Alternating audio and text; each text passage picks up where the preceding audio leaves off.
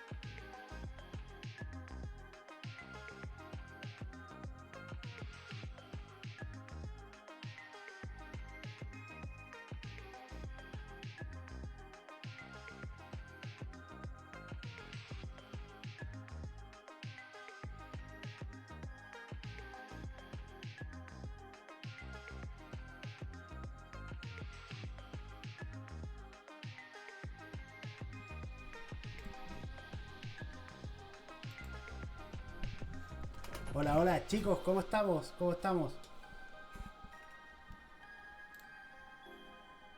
Hola, hola. Hola, Hola, Austrian, hola. hola Asber, ¿cómo estamos? ¿Cómo estamos el día de hoy? Bien, bien. Bien, po. ¿Cómo están los que nos acompañan en el chat? Mira, yo veo el Ale, que el Ale siempre un fiel seguidor que siempre se conecta al tiro. Pasado, Bueno, como dirían los lolos. Sí, pasado, como dirían los lolos. Bueno, el día de hoy nos toca un capítulo que era más bien corto, pero yo creo que el contenido es bien revelador, o sea, es bien profundo, sobre todo para una escuela como la marxista, que viene siendo el intercambio. Ayer igual lo tocamos un poco el intercambio entre medio, pero hoy día lo vamos a ver a más profundidad. Entonces, Adver o Austrian, hoy día sí hice la tarea, así que hoy día también puedo comentar. ¿Qué me podéis comentar cómo ve Menger el intercambio? ¿Cómo parte el capítulo? Bueno, primero lo que hace Menger es juntar lo que hablamos ayer sobre la utilidad marginal con el intercambio.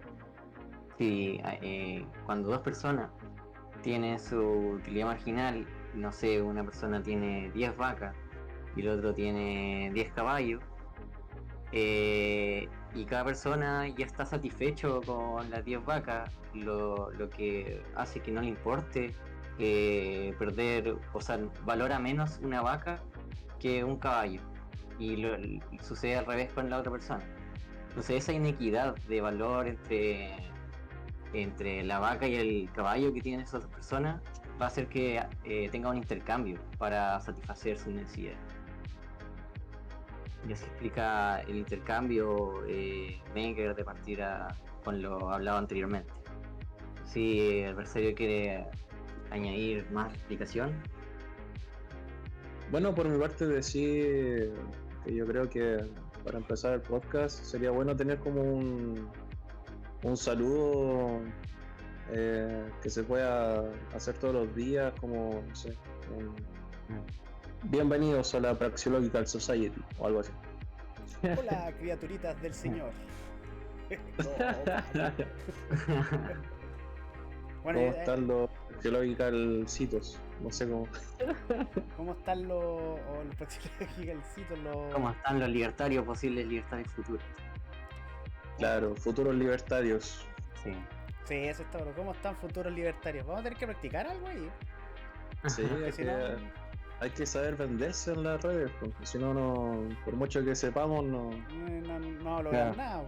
Vamos a llegar a los mismos de Claro. siempre. Marketing digital. Exacto. Ya, intentemos Bueno, llegar con un más que saludo nada. mañana. Sí.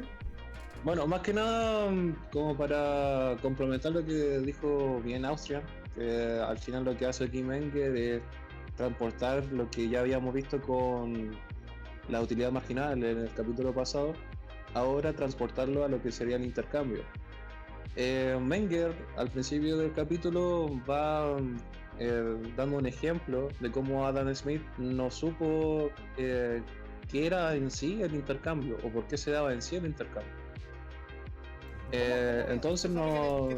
¿Cómo veía Adam Smith el intercambio para los que nos ven y lo entiendan? Bueno, Adam Smith decía que el intercambio era algo que solamente el ser humano podía hacer, era algo que no se veía en los animales.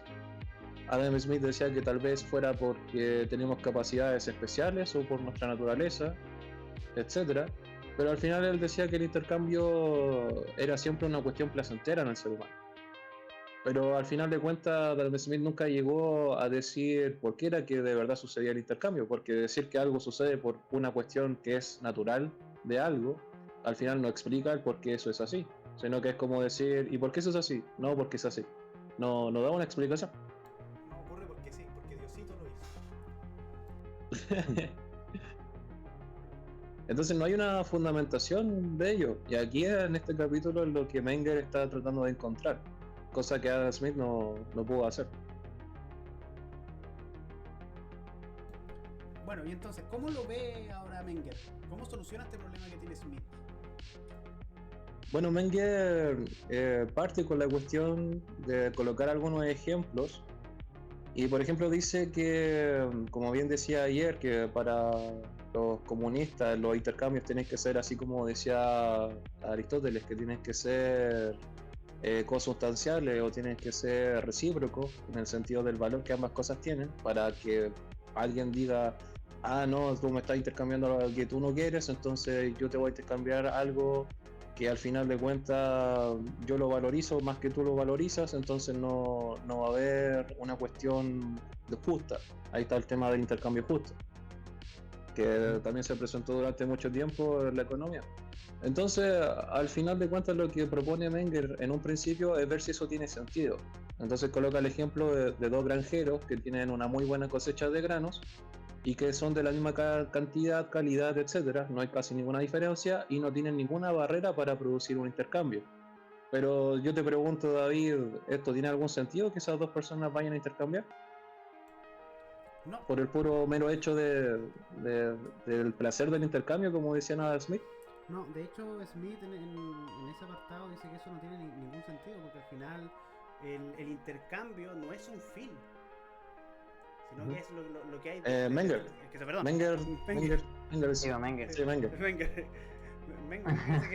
perdón, Menger dice que el intercambio no es un fin, sino es lo que hay, como por decirlo así, lo que hay detrás de eso. ¿Qué es lo que tú quieres lograr con eso?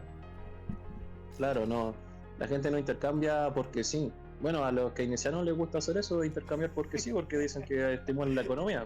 Sí, obvio. Bueno, van totalmente en contra del paradigma de Menger, que dice que el intercambio siempre es posible a través de una inequidad, sino que ellos hacen una igualdad a través de ecuaciones de intercambio cuando van totalmente en contra de la necesidad para que haya un intercambio, es la inequidad. Claro. Claro, entonces. Sí. Claro, o sea, si yo te rompo la ventana y tenemos que hacer un intercambio, mejor. Hemos estimulado la economía. La economía, ¿viste? Le dimos trabajo también al vidrio, claro, y todo, sí. Eso también, eso después podríamos tocarlo después, el tema de la falacia y la ventana rota, que es el de Hashtag. Claro. En algún momento yo creo que lo vamos a tener que tocar.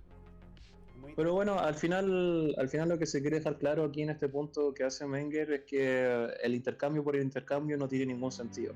Mm, No, no las veces que nosotros tengamos la oportunidad de intercambiar o porque nosotros tengamos las posibilidades de intercambiar, hacerlo es ventajoso. De hecho, más adelante vamos a hablar de los límites del intercambio y por qué hasta cierto punto, cuando se tiene que intercambiar ciertas cosas, a veces es contraproducente hacerlo. Ujú. Entonces, vamos con lo primero. Entonces, aquí Menger explica que pueden haber dos personas que tengan bienes distintos y que una persona, por ejemplo, quiera tener un alimento que no tiene, como puede ser el vino, y otra persona puede tener otro alimento que no tiene, como por ejemplo granos. Entonces, una persona que tenga granos en abundancia y otra persona que tenga vino en abundancia pueden tener una utilidad marginal de aquellas cosas. Entonces, esa persona que tiene un grano en abundancia puede emplearlo primero para su supervivencia y la de su familia, y luego más adelante para su bienestar, y luego más adelante para el placer, y luego más adelante ya podría entrar a ser un poco contraproducente tener toda esa cantidad de grano. Incluso lo podría empezar ya a utilizar en otra cosa, como para conseguir otros materiales. Y aquí es donde entra el tema del intercambio, que esas personas que tienen en abundancia y ya han satisfecho sus necesidades a las cuales más valorizan, llegan a un punto en el cual ya no valorizan tanto el tener grano, pero sí estarían dispuestos a intercambiarlo por otra cosa. En este caso, por ejemplo, podría ser vino, que otra persona tenga mucho vino, ya tenga sus necesidades cubiertas del vino, para él, para su familia, y ya únicamente se da el placer del vino, pero que también aún le queda así una cantidad importante de este bien. Entonces estaría dispuesto a intercambiarlo por otra cosa, que a él le falta, obviamente. Entonces él ya no valoriza tanto el vino, pero sí valoraría mucho a través de hacer un intercambio con otra persona, el obtener grano para poder tener un mejor alimento. Entonces ahí es que se da el intercambio. Cuando una persona, obviamente estos dos agentes económicos tienen que tener conocimiento de sus causas y de sus nociones de todo lo que acontece a su alrededor. Entonces tienen que ponerse en conocimiento del uno del otro y saber que el uno del otro tienen interés en comerciar algo que a ellos les falta. Entonces ahí se produce el intercambio. Claro, así el productor de vino puede comer cereales y el productor de cereales puede saciar su sed con el vino. Exacto. Pero aquí les pregunto, ¿existe un límite en el intercambio? O sea, antes de entrar a esa pregunta, porque no me la quiero saltar, Menger toca que existen 3 puntos para que se lleve a cabo un intercambio. ¿Cómo los podríamos englobar? Austria, no sé si tú quieres responder la pregunta. Me acuerdo que era la cantidad de bienes que dispone la persona, eh, ¿Ya? los costes que conlleva el intercambio y no me acuerdo el tercer punto, pero estaba relacionado con eso. Bueno, los puntos son tres. El primero, es como dije, es tener una relación en la cual se encuentren dos agentes o más que quieran hacer un intercambio en el sentido de que tienen algo, pero que ya ha satisfecho la mayoría de sus necesidades y por lo tanto ya no lo valorizan tanto como si le dieran valor a algo que antes no tenían. Entonces ahora ya como eso no lo valorizan tanto, están dispuestos a intercambiarlo por otra cosa que no tienen. Entonces que nos encontramos en este punto. Segundo, el otro punto necesario sería que estos agentes económicos que tienen sus necesidades satisfechas con el bien que poseen, tengan conocimiento de que hay otros agentes económicos que estén dispuestos a intercambiar por aquello que ellos no poseen. Y tercero, es que tengan la posibilidad de tener la comprensión o la fuerza, ya sea física o mental o la que sea, para poder de voluntad poder llevar a cabo el intercambio. O sea, no solamente basta el tener conocimiento de ello, sino que también hay que tener las ganas de hacerlo. Y también hay que tener las posibilidades físicas también de poder llevar a cabo el intercambio. Entonces, esos 3 puntos son los necesarios, o 3 principios son los necesarios para poder llevar a cabo un intercambio. Bien, se sacaron un 7. Austria en 6-8 porque se le olvidó una. Así que ahí no va. Entonces, bueno, ahora que ya tenemos cuáles son los principios, ¿cómo podríamos ver cuáles son los límites del intercambio?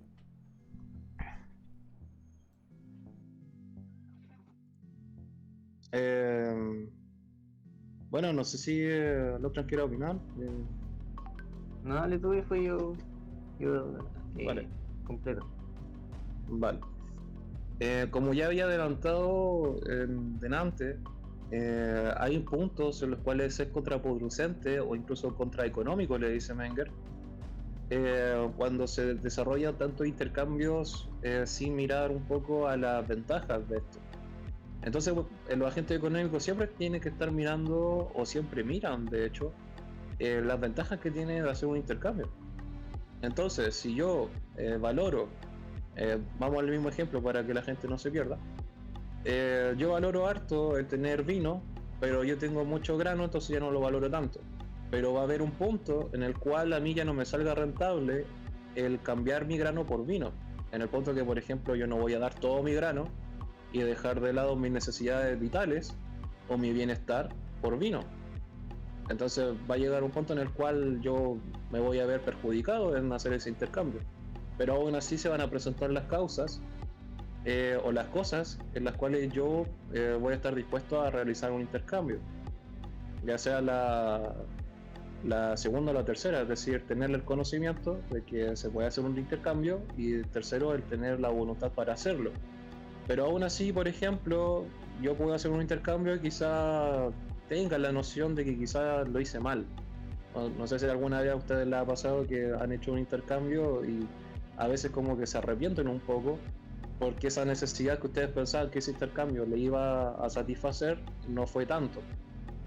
Entonces aquí lo que dice Menger es que quizá en este experimento sea un poco igual no tan relevante o no tan cierto, porque al final de cuentas en la vida, eh, este ejemplo que sirve para ilustrar de forma que se entienda lo que está queriendo decir con los intercambios Menger, al final de cuentas en la vida real no se consigue.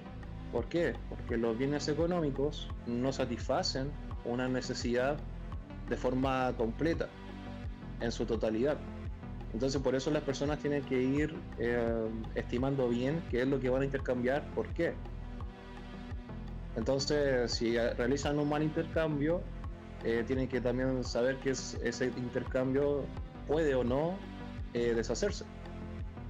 A veces se Claro, puede deshacer, a veces no, pero tal vez la ausencia de un bien que tiene otra persona no sea provechoso para ti, como por ejemplo tú tienes vacas, pero las vacas producen varias cantidades de bienes, como puede ser la leche, la carne y otra cosa.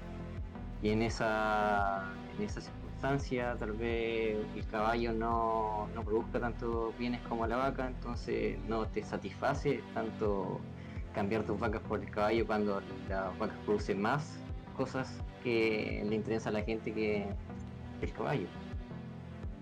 claro, al Entonces, final la cuestión objetiva, dice Menger, es el tema de la cantidad de los bienes disponibles.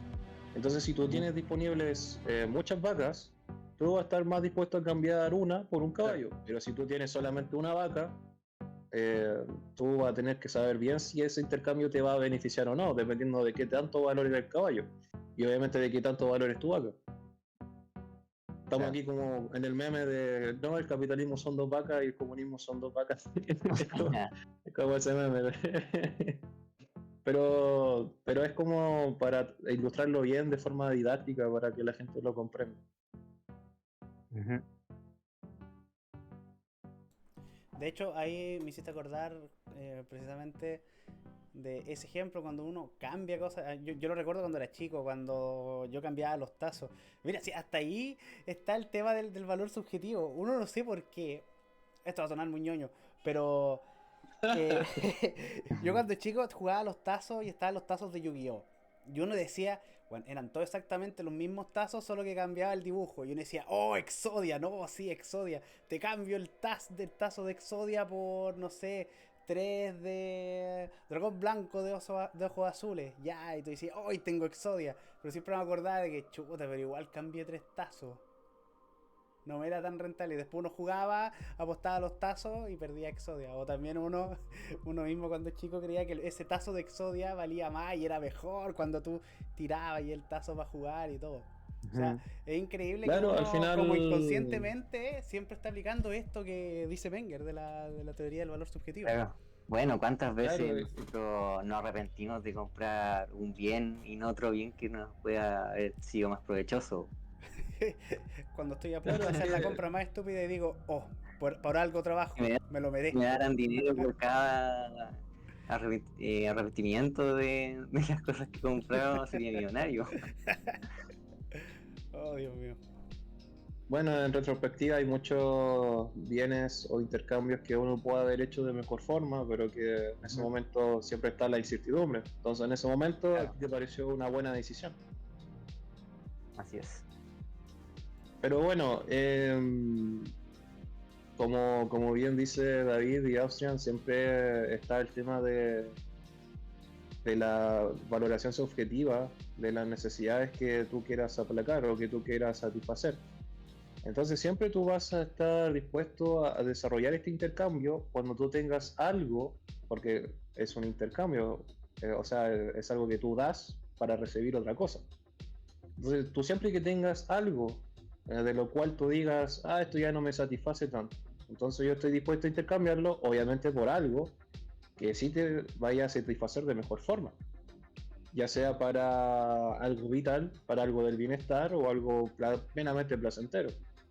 Entonces, al final de cuentas, eso es como lo que desarrolla o da lugar al intercambio, siempre que se den los otros principios, y también eso es lo que a su vez también lo limita, porque si tú ya ves como contraproducente el cambiar todas tus cosas por algo que no te vaya a servir. A ver, un ejemplo de esto que sucede mucho es cuando, por ejemplo, una persona ahorra y tiene, qué sé yo, unos 10 millones de pesos en el banco. Y de repente se le da la idea de, en vez de hacer un negocio, en vez de buscar un bien de capital, comprarse un auto o comprarse una casa. En el momento esa persona pudo haberlo visto como algo muy bueno de hacer, pero al final de cuentas está cambiando todo su ahorro, no para conseguir bienes de capital, sino para conseguir algo que sería más bien como un bien de consumo. Exacto. Entonces ahí eso ya no sería contraproducente, porque al final de cuentas los vehículos se echan a perder y las casas, dependiendo de dónde estén, también se van a devaluar, o incluso si es que se tenga que estar en una buena zona y en el país tiene una buena economía, bueno, relativamente buena economía, eso se va a apreciar con el tiempo, pero aún así esa casa va a tener que ser mantenida, etcétera. Entonces, esa es la cuestión que yo veo muchas veces que sucede, que las personas tienden a valorizar más un bien de consumo a ahorrar para poder desarrollar bienes de capital. Eso se llama preferencia temporal alta, que lo vamos a ver en hartos streams más adelante. Exacto. Entonces ahí ese intercambio es contraproducente. Bueno, y también cuando ya lo estábamos diciendo, no se tiene que ir tampoco tan uno al extremo para desarrollar un cambio que es antieconómico, como dice, o contraeconómico, como dice Menger, sino más bien, por ejemplo, ya al punto en el que quizá no te convenga tanto el cambiar tu dinero por algún bien que tú digas, esto es un bien de capital o esto es un bien de consumo, me va a ayudar harto en alguna cosa, que al final de cuentas tú primera vez lo cambias y dices, me sirvió, pero no por eso tú lo vas a intercambiar todas las veces que sea posible intercambiarlo, porque va a llegar un punto en el que tú ya no vas a necesitar más ese bien de consumo. Por ejemplo, no sé, una persona que está aprendiendo a programar, por ejemplo, y de primera se interese por comprar un curso en Udemy y después diga, mira, este curso de Udemy está interesante, lo voy a comprar. Y después diga, mira, este otro curso está interesante, lo voy a comprar. Soy ese. Va a llegar el punto en que va a comprar tantos cursos que no va a tener el tiempo para hacerlo y van a quedar ahí esos cursos y nunca se van a hacer. Y entonces intercambió ese dinero por algo que al final de cuentas no va a aplacar sus necesidades o no van a satisfacer sus necesidades. O los puede encontrar gratis y usar ese dinero para proyectos de programación. Bueno, sí, hoy día hay información para estudiar y formarte de forma autodidacta, hay muchísima información gratis. Ujú. Y si no, se piratea, ¿no? Aquí la piratería siempre gana. La piratería es God, siempre está un paso adelante de todo. Mira, aquí me hicieron una pregunta por interno. Me dicen que con el ejemplo de los tazos que hice yo, que yo estoy valorando como de alguna ¿Ya? forma fantasiosa los tazos, eso sería como un bien imaginario, ¿no? Esa pregunta me hicieron. Claro, es que al final de cuentas eso sucede, por ejemplo, con el tema del coleccionismo o el tema de también, qué sé yo, los mercados que sean, por ejemplo, de las cartas de Pokémon o el mercado que sea con los NFT también, y así sucesivamente. Siempre que haya, o incluso un ejemplo mejor sería lo que sucede con la numismática, es decir, con la conexión de monedas, que al final de cuentas las monedas o el dinero se supone que no debe tener un valor por sí mismo, sino que tiene que ser un medio de intercambio indirecto. Es decir, se valora lo que se puede conseguir con el dinero, pero no el dinero en sí. Entonces con la numismática lo que sucede es que se le da un valor distinto del dinero, por una cuestión de coleccionista. Entonces eso ya sería como una forma de valorar ese bien de forma imaginaria, dándole un valor que aplaca una necesidad imaginaria, que sería la necesidad de tener una moneda especial que se hizo en tal año, que tiene una cuestión importante, en vez de valorizar, por ejemplo, como dinero, o ya si deja de ser dinero, valorizar eso como de lo que está hecho esa moneda, como por ejemplo el oro.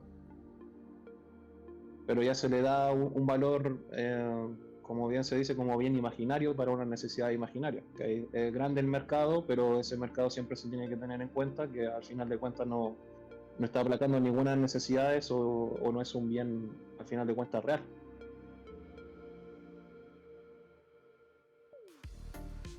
Entonces me preguntan, ¿cómo se explicaría el valor de las obras de arte o de las colecciones? Es que al final, cuando tú valoras el arte, tú el arte lo estás valorizando. Bueno, y esto también se explica con la refutación que se hace al valor objetivo, ya sea de los clásicos o de los comunistas. Es que al final de cuentas el arte tú lo valoras en un sentido como comercial de cuánto tú estás dispuesto a dar por esa pieza de arte. Entonces ahí tú vas a generar ese intercambio y se va a generar un precio real. Pero esa necesidad que tú estás tratando de satisfacer es una necesidad que al final de cuentas está fundamentada en tu apreciación del arte. Yo conozco personas que tienen una colección de arte y que ellos, no sé, tuvieron obras que pagaron como 3 millones de pesos, 4 millones de pesos, y tú les dices, y si yo tengo 5 millones de pesos, tú me la vendes, y ellos te van a decir, yo no la vendo por ningún motivo del mundo.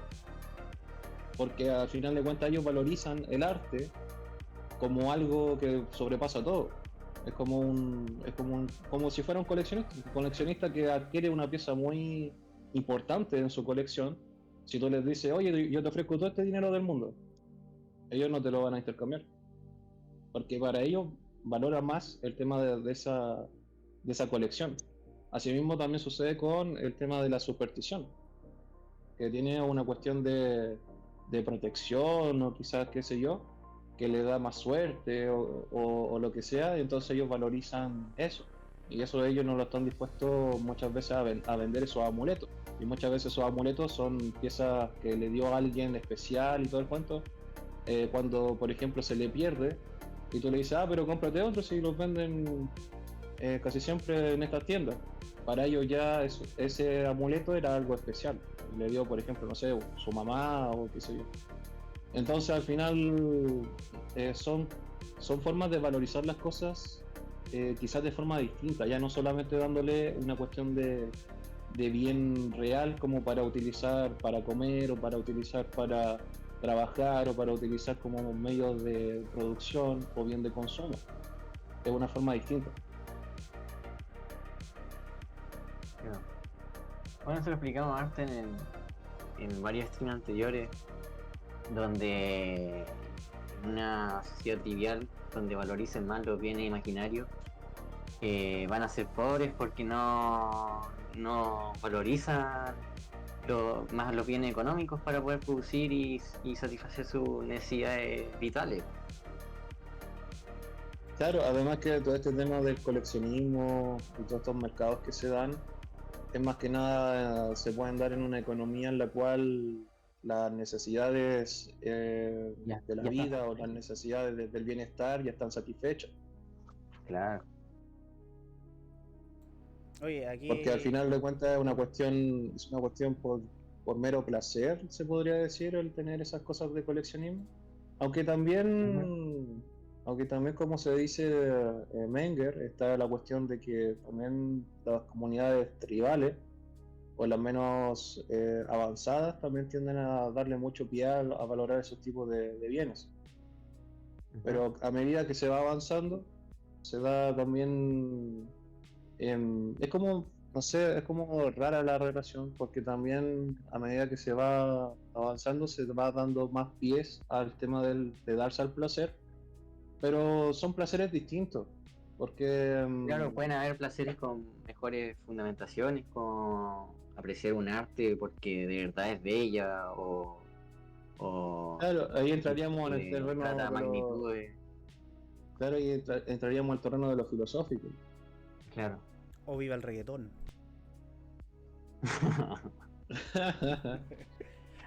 Claro, por ejemplo, una persona que sea melómana no le va a interesar tanto el reggaetón, pero sí va a estar dispuesto a pagar mucho por alguna discografía de algún artista famoso. Claro. En épocas pasadas, o un artista de verdad que sea un artista, que su música fuera de verdad arte. Entonces ya ahí son apreciaciones muchísimo más complejas y muchísimo más especiales, en el sentido, no es tanto como una cuestión que se apreciaría en épocas primitivas de alguien hizo algo, entonces vamos a decirle que el rey que nos va a gobernar a todos. Entonces, bueno, se sigue haciendo eso también. Un disco de vinilo de King Crimson. Bueno, yo creo que donde uno puede apreciar bien como estos ejemplos de la arte y todo, y de cuánto se paga, o cómo funciona el programa El Precio y la Historia. Ver cómo los coleccionistas... Bueno, igual no tanto, porque el programa está totalmente hecho para la televisión. Gracias, me arruinaste la fantasía. Bueno, y también lo otro es que muchas obras de arte se prestan para lavado de dinero. No es que eso haya sido así como el valor de esas cosas no está tan, no puede ser como tan, no hay un mercado tan específico, se podría decir. Entonces no se forma un sistema de precios bien entendido. Alguien podría, no sé, tú compras una obra por $1 y después la vas a vender a otra parte y dice, no, es que esto me salió muy caro porque es un artista anónimo que nadie conoce, y entonces hay una narrativa alrededor de ese cuadro, ahí tú te inventas algo, y eso al final de cuentas lo utilizas para vender dinero, o sea, para lavar dinero. Alguna, no sé, alguien importante o alguien que tenga dinero ahí que no quiera, qué sé yo, utilizar para hacer otras cosas y que eso sea visto para pagar impuestos o lo que sea, al final hace esa transacción y al final queda todo como si fuera una transacción de un tipo que le gusta el arte y listo. No hay problema. ¿Y los NFT podrían entrar como en esta categoría? Me preguntan por interno.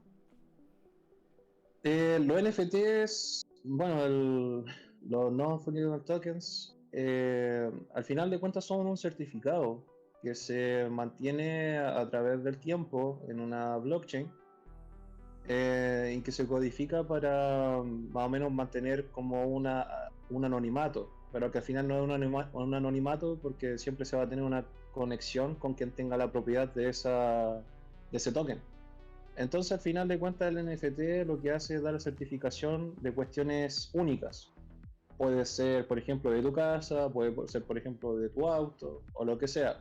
lamentablemente esa tecnología no se está valorizando para hacer ese tipo de cosas, sino que más bien se está valorizando para hacer colecciones que yo diría que al final son maniobras de pump and dump, como lo que se hacía, no sé si vieron la película El Lobo de Wall Street, que ahí se ocupaba esa estrategia, que es decir, mira, es que te vendo esta colección de pepes o de monos y te digo que eso va, al final de cuentas en algún momento va a agarrar vuelo y va a agarrar una valorización muy buena.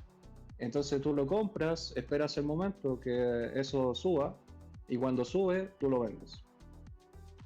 Y Como así se Dogecoin. mueve el tema. ¿Cómo? Como Dogecoin. Claro, como lo que serían las altcoins, que cada cierto tiempo se pone una de moda, sigue la misma estrategia. El de vender la narrativa alrededor de ello, decir que esto está muy valorizado porque da lo mismo lo que sea, se inventan ahí el cuento, y al final esperan que eso suba, y el momento en que suba, tú vendes, para poder sacar una ventaja, porque si tú te esperas a tener eso ahí, o sea, si a ti te puede gustar mucho el meme que se esté vendiendo, o la del altcoin que se esté vendiendo, y tú quieras quizás verdaderamente ser el dueño de eso. Pero si tú lo compras para sacarle un beneficio, tú vas a tener que esperar a que la narrativa más o menos cumple su función y personas lo empiecen a valorizar un poquito más de la media, o sea, si ni siquiera es que se vayan a las nubes, sino que, por ejemplo, tú compras en 0,1 centavo y en el momento que eso se coloque a 100 centavos, tú vas a ganar. Entonces esa es la estrategia que se hace a cada rato y tú puedes ver la gráfica y todo el cuento y hay un montón de cosas que se vendían como la panacea y que al final de cuentas no, hoy en día no, casi no tienen ningún valor. Oye, yo tengo $10 en Chiva que en algún momento se van a ir to the moon. Démelo ahí nomás. En un momento to the moon y voy a volverme millonario. Y ahí voy a estar. Y yo Sí, pensé yo tener espero que ojalá esa tecnología de los NFT se ocupen para hacer estas cosas que dije de certificar tu casa, certificar tu auto, certificar algunas cosas que son únicas o que podrían ser únicas, y así ya se vayan eliminando no sé, pues, las notarías o la burocracia que hay de por medio en eso, se podría utilizar Ujú. para eso. Pero como dije, impera más ahora en estos momentos el hacerse rico de la noche a la mañana y te andan vendiendo eso a cada rato. O sea, tú te metes a Twitter, siga al menos una cuenta que tenga que ver con criptos y te van a seguir como 100 bots en un día De que te Crypto van a Bro. ofrecer que te van a ofrecer distintos NFT, distintas criptos, etcétera. O invierte aquí y te vas a hacer millonario y tú vas a ver y son al final de cuentas opciones binarias, que esa cuestión no es inversión, es pura apuesta. Sí. Nunca voy a olvidar ese curso de trader que hice. Me gasté. Era un No, es que joven tú que. tienes que hacer un análisis técnico y cuando suba tú tienes que vender Vender, y cuando vender. baje tú tienes que comprar. Entonces eso tú lo vas a manejar después cuando se haga en el gráfico de velas, se haga una M, eso quiere decir que va a bajar y después va a subir. No sé. Entonces tú compras y después tú compras y dicen, perdiste. Pero hazlo No, de si nuevo, quizás todo. la próxima te salga. Sí, porque Y más No, si el mercado encima, tiene patrones. más encima en esos mercados los brokers funcionan con algo que se llama apalancamiento. Y en el apalancamiento te dicen, no, es que es muy bueno porque si tú solamente tienes $100, tú vas a poder hacer operaciones de $1.000.000, por ejemplo. Pero ellos no te dicen que puedes quedar endeudado también con ese nivel de gasto. Entonces, no, hay un montón de cuestiones que son mentiras en ese sector. Yo por eso a mí no me gustan los mentes de tiburón que siempre andan viendo la posibilidad de joder a la gente. ¿Quieres ser tu propio jefe? Oh, Dios mío. Al final el NFT se podría usar de muy buena manera a través de lo que dijiste sobre los contratos, los smart contracts. pero Sí. al final se están usando de mala manera por el spam que están haciendo para ganar dinero fácil, sin ningún propósito que tenga alguna fundamentación. Entonces al Claro, final, yo pienso que al final el mercado es inteligente y en algún momento, bueno, ya lo está haciendo, o sea, donde tú escribas la palabra NFT te van a llegar bots, pero también te va a llegar gente diciendo que eso está mal y que es pura mentira y que al final de cuentas no sirve. Entonces el mercado siempre va actualizando la información, sobre todo el tema a nivel económico. Cuando suceden cosas económicas siempre la información viaja muy rápido a través del sistema de precios, entonces algo que cae es como muy repercusivo. Por ejemplo, lo que pasó con Luna o Terra, que cayó y toda la gente se enteró, o también lo que pasó con FTX, X. que fue una gran estafa. Bueno, mira, acá volviendo un poco al tema, me dicen, entonces, al momento de hacer el intercambio se llega al precio. Mira, se me adelantó como un poquito, casi como a Mises con la pregunta, Sí. pero Sí, sí. en la práctica sí, porque cuando esto lo toca a Mises después más adelante, que él toca la palabra como regateo, que es la negociación, que es la negociación de los valores subjetivos. Hay una cosa, hay como un punto medio, que sería como el punto intersubjetivo, donde las ambas partes se ponen de acuerdo, y ahí nace el precio. ¿Estoy en lo correcto, no? ¿O me equivoco? Sí, po, el precio de Sí, iniciativa. es que incluso ni siquiera hay que ir hasta Mises, porque aquí Menger, ya en el capítulo que sigue, Oye, ya, haciendo un porque poco de todavía no me lo spoiler, leo. Pucha. Menger habla de eso, de que el precio al final de cuentas se va a formar en lo que se conoce como el regateo. Bueno, y también habla de cómo funcionan los intercambios en un mercado monopolístico o monopolista o en un mercado con competencia. Pero ya eso lo dejamos para el capítulo que sigue, pero dejar claro que Menger también lo toca. Y también lo otro que existen, que son los precios nominales, que son los que típicamente una persona dice, ah, yo quiero vender esto, pero ¿a cuánto lo puedo vender? Y dice, ah, lo voy a vender a esto porque esto es lo que yo lo valoro y le da un precio. Esa cuestión es nominal. En el momento que haya un intercambio, ahí es que se da el precio real. Y ese es el precio que funciona dentro del sistema de precios. Porque eso es lo que al final de cuentas es la información que buscan los agentes económicos para poder funcionar dentro del mercado. Entonces, si alguien dice, no sé, yo te voy a venderte este pedazo de plástico o este tazo, siguiendo el ejemplo del David, de Exodia a 1 millón de pesos, Te lo compro. la gente va a ver quienes lo quieran comprar y otros quienes que no. Ahora, si tú hiciste ese intercambio, obviamente va a salir, incluso va a ser como famoso de que se vendió un tazo de Exodia por 1 millón de pesos. Aunque igual, viendo Una- el ejemplo de las cartas Pokémon, que han llegado a cifras exorbitantes de dinero, algunos, no sé, como la carta del Charizard, ¿a cuánto es que se vendió? ¿Como $1 millón o incluso más? No estaba hay un video muy bueno que después lo puedo dejar por ahí, donde están las ventas más absurdas de los videos, o sea, exorbitantes, perdón, de los videojuegos. Y lo que había un arma en el WoW que se vendió como por $25.000, una cuestión así. Y lo más exorbitante fue en un juego, que ya ese juego creo que hoy en día está muerto, pero un tipo pagó como 5 ¿Ya? millones de dólares por un planeta, porque era un juego de extraplanetario, donde la gente farmeaba y cosas por el estilo. Y ese planeta era muy codiciado y estaba muy bien ubicado, y el weón pagó 5 millones de dólares por el planeta, en un juego. Y por eso se hizo famoso. No, no, sí, y sí, yo me acuerdo también Counter, po, se vendió varias skins por millones de dólares. Una simple skin del juego. Sí, no, yo no entiendo esa cuestión de que algunos desarrolladores de juegos como que no les gusta que haya un mercado de cosméticos. O sea, al final, o sea, te creo si fuera un mercado de ventajas que es pay to win.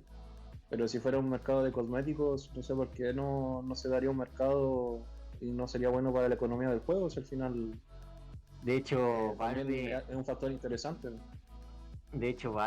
que permite el mercado de skins en su comunidad, a veces da restricción si tú compras muchas ítems, o sea, muchos skins de, del juego, porque estarías manipulando el mercado a su medida.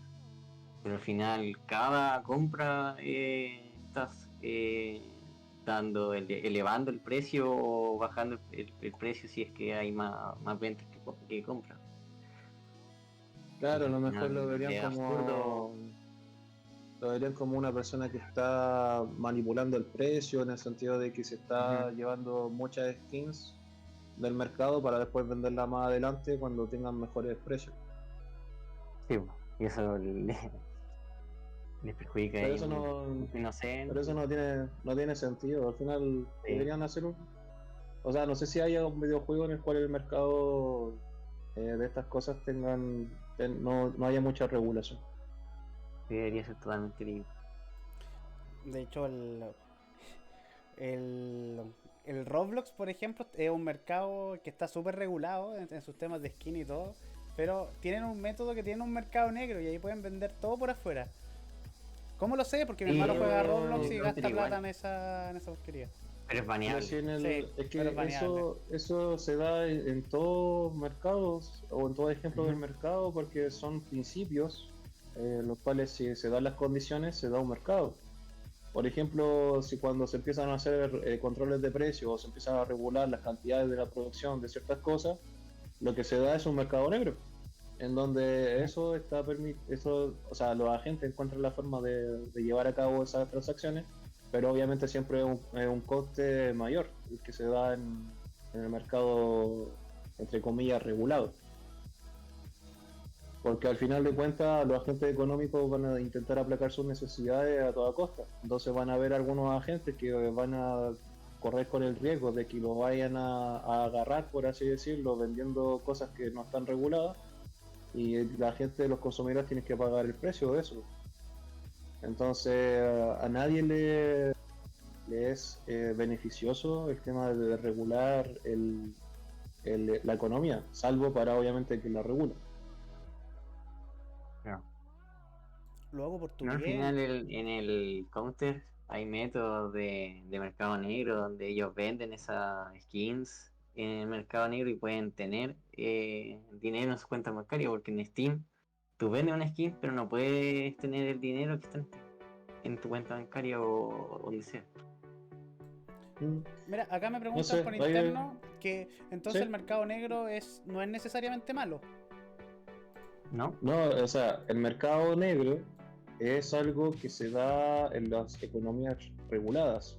Que exista un Ujú. mercado negro es un síntoma de que la economía no está funcionando como debería de funcionar. Entonces, no hay que promocionar un mercado negro, sino que lo que hay que promocionar es un libre mercado.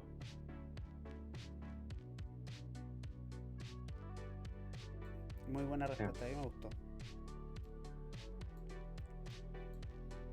totalmente de acuerdo.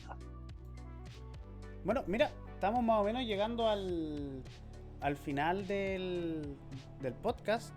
De hecho, no pensé que podríamos haberle sacado tanto rédito a un capítulo que en teoría era bastante corto. Sí, es que ya casi a la mitad del podcast como que hablamos de los dos contenidos que había dicho Mengue. Sí.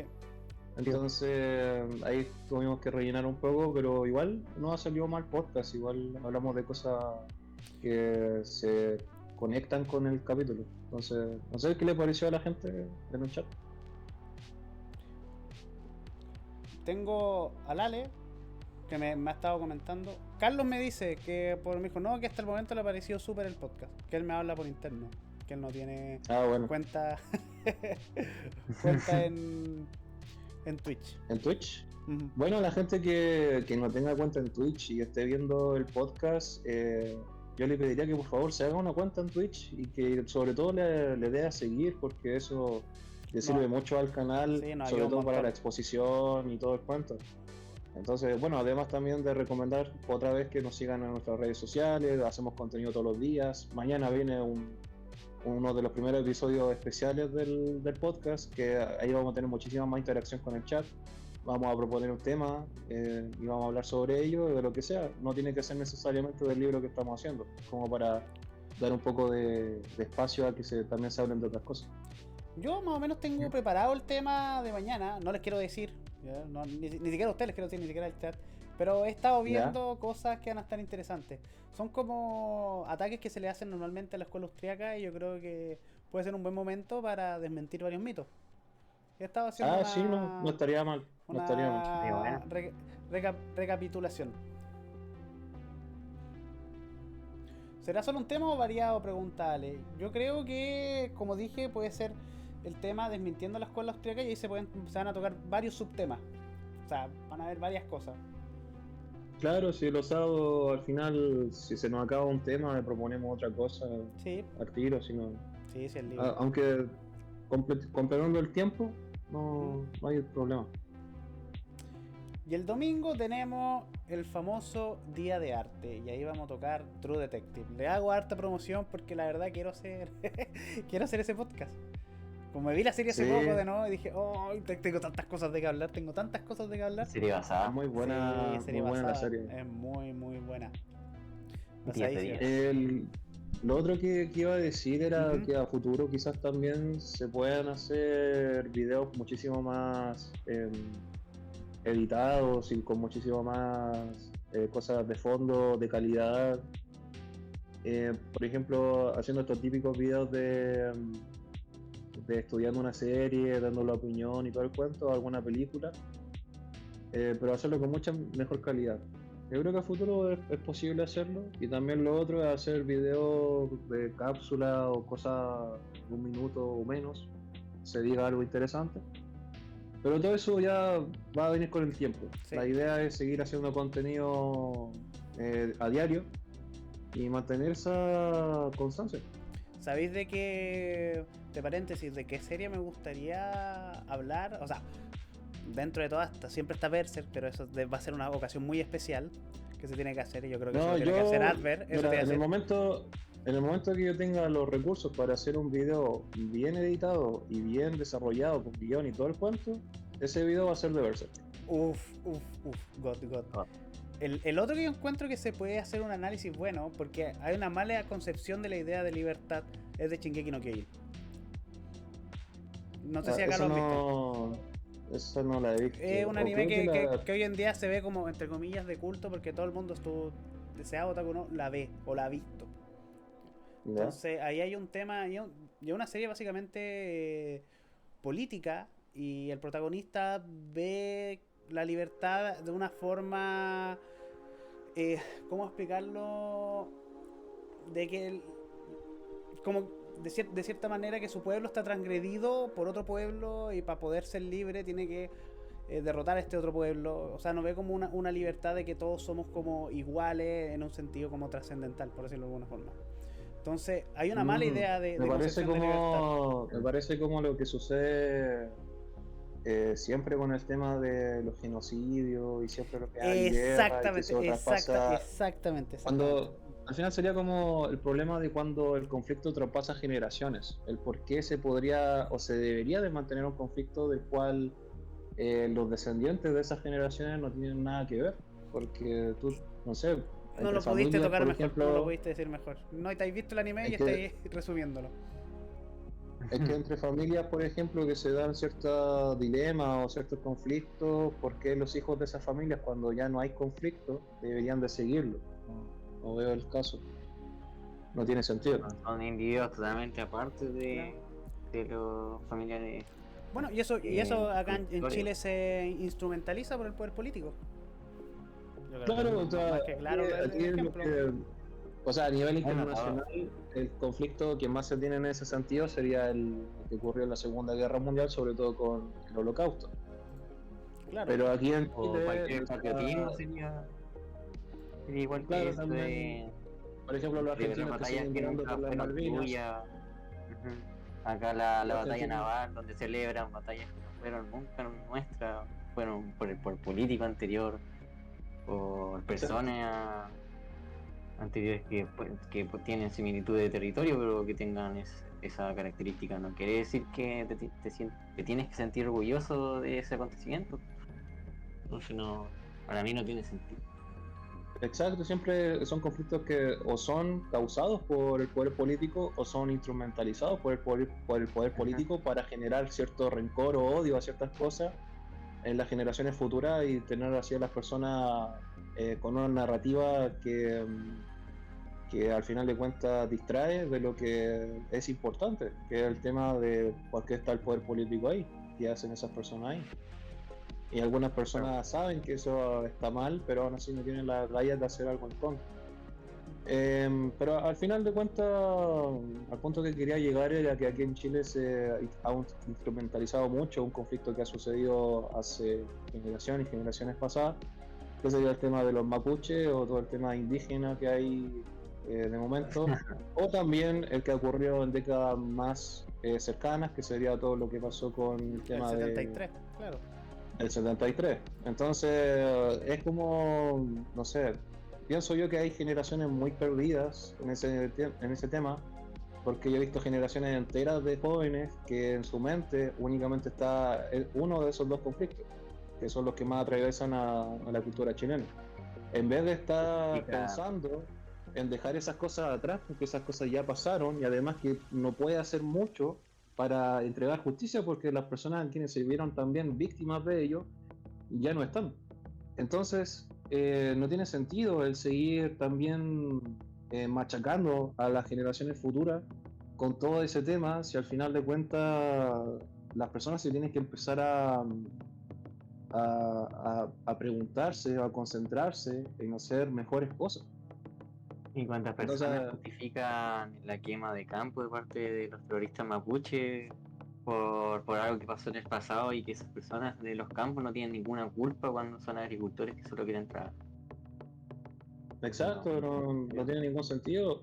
Esas personas son únicamente criminales que tienen una narrativa de fondo para legitimarse, pero al final de cuentas son puramente criminales. Así es.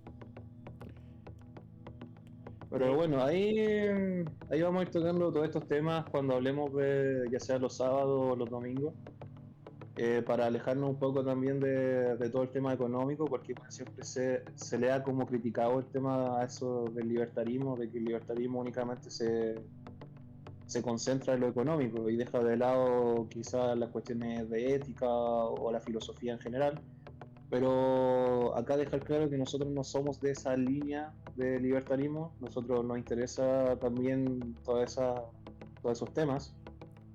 Y también, por otro lado, decir que es importante el saber de la economía austríaca porque aquí se entregan principios que si bien de momento nosotros lo estamos observando desde el punto de vista puramente económico, ya se van viendo tintes de hacia dónde van las cosas y por qué terminan con la consecuencia lógica de estar en contra del poder político. Así que eso.